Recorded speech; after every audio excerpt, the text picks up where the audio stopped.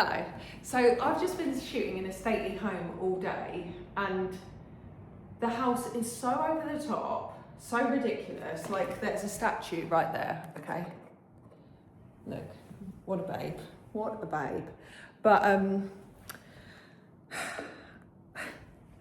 from someone who has had a few years where I was a bit quiet. So after COVID, I lost the business that made me the most money, which was my company called Dimples and Daisies.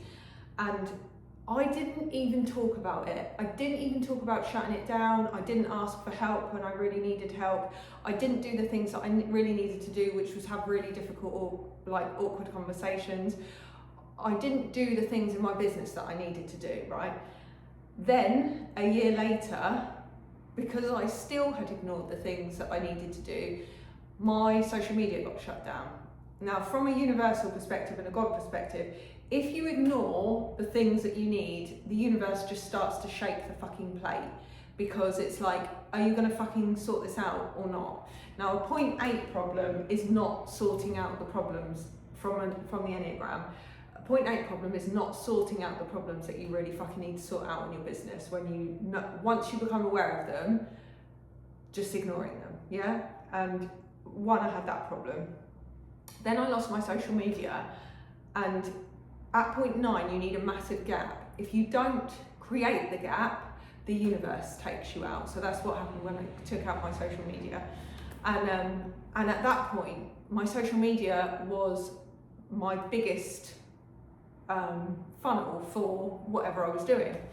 So that was a problem. And I had a serious visibility block. Now, visibility blocks show up at 0.1 when you set the intention. You're too scared to even say what you want or say what you can envisage because you are afraid it's going to get taken away again. 0.6, you're afraid to declare, like really sing and dance about the thing that you've just built and spent ages on. And my drop-off tends to be a 0.6 problem. I did have a 0.1 problem for a while because I was stuck in not really having that clear vision. I was still at 0.9 where there was this massive gap, and I was like there. But today, coming here, reminding myself that a few years ago, I couldn't even get on social media because I was like, I don't ever want to do that again. To being here, to playing, to being silly, to hiring this like so over the top beautiful house because I am worth it. The things that I say and do and create are worthy of being held by a really fucking extra special room. And the work that I'm doing in the Liberty Lounge is essentially rewiring all of those painful things that have really over the years chipped away at the confidence, so that people can come together, and when they do come together and when they do, talk online about whatever pains that they've been in, the objective goal is for all of us to shine, yeah? For all of us to be able to see each other and celebrate each other, because when you celebrate someone's success for another woman, your resistance to your own success is gone, okay? So it can come into you then. All the time you're criticizing that other person because they're up there and you're still down here. You're saying you would do it differently. You're saying like mean things about her for no reason or any of those things. You have huge resistance to you getting there. The more mean things you say about that person, the more resistance you have to getting to the place that you need to be and you really want to be. Once you get on your path to there and you can celebrate her, you celebrate her first, and then you are like, okay, your brain normalizes it, because anytime you're talking about someone else, your subconscious doesn't give a fuck that you're talking about her. All they're hearing is you're talking about yourself, and you can't do that, okay? You're wrong. It doesn't care about other people. Your ego only thinks about yourself. So whenever you put a limit on what she should do and what she shouldn't do, you're putting yourself in a box, and you're creating so much resistance to that thing that you actually deep down want.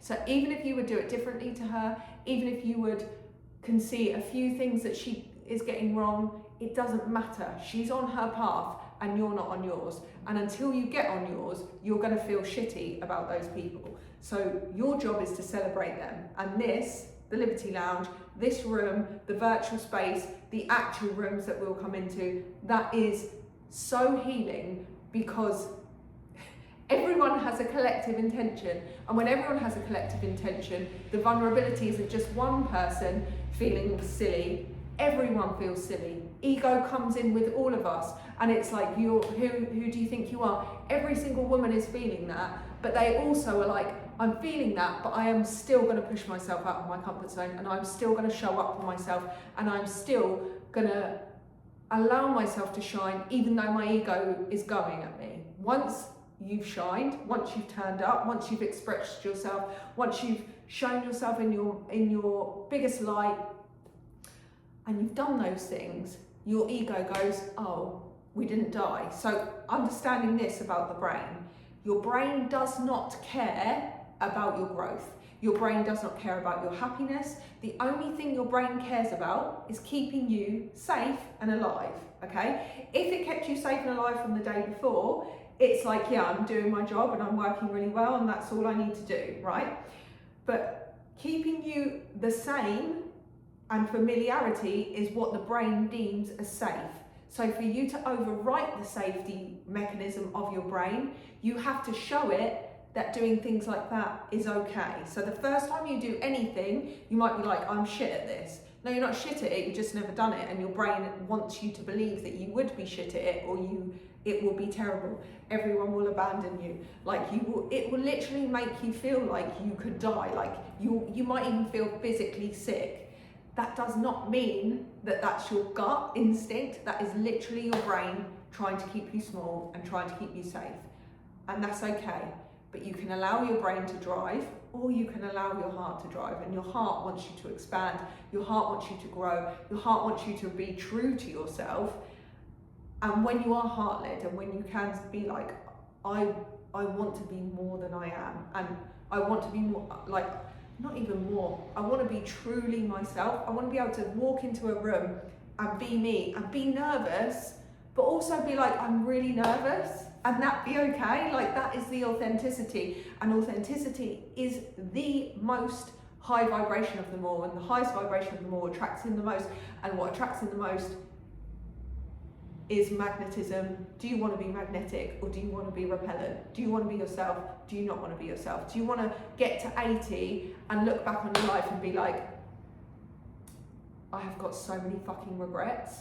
Or do you want to just step into a room where you're like, fuck it, this year I'm rewriting who I am, and I am going to shift my I ams and upgrade them one at a fucking time. Anyway, thank you so much for being here, and if you've enjoyed that rant, get in the Liberty Lounge.